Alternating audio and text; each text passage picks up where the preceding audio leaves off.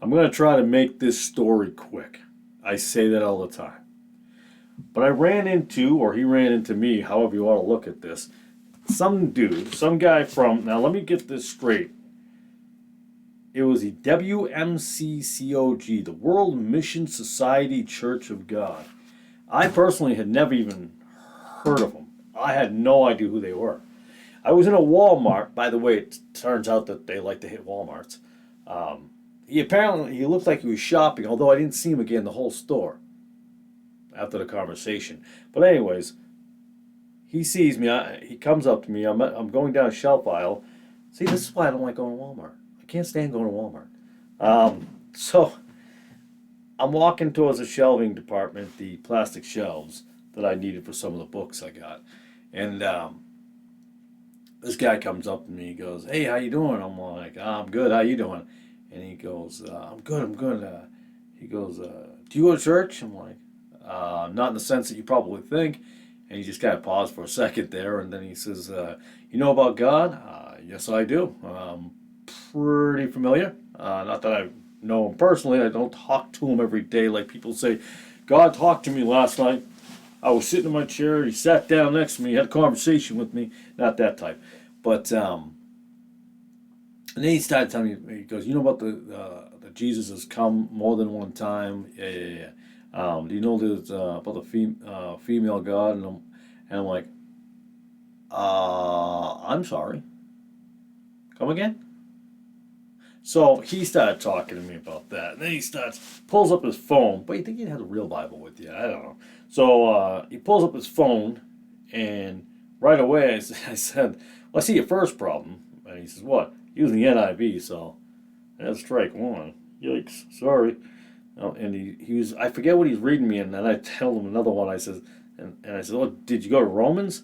And let's go to Romans, see what that's," and we're talking and going on and on. But he kept on really harping on this that Jesus had already come back, um, like in the last 100 years. And I'm like, okay, that's interesting. I'm not aware of that. So it went on and on. He says, "Hey, maybe we can have a Bible study." I said, "Yeah, I'm King James. I don't do NIV." And he goes, "Yeah, we can do a Bible study and we have potential." But I'm like, "I'm not sure this guy's getting it." I said, "I'll tell you what. I'll give you my email." And I gave him the ministry email, so not my personal one. I mean, my ministry is still the same. So I'm like, "Okay, that's fine." So he finally got to me a few days later. He kept on harping on this Bible study. So I then asked him, I'm like, "You never did tell me who or what church building you go to. What, government church building are you yoked with?" And then he finally, a few days after that, told me who it was. I'm like, "Okay." So I'm like, never heard of it. I mean, I've heard Church of God, some of their different branches. But so I look it up online, like everybody else, and wow, didn't realize that they were a cult and didn't know who they were.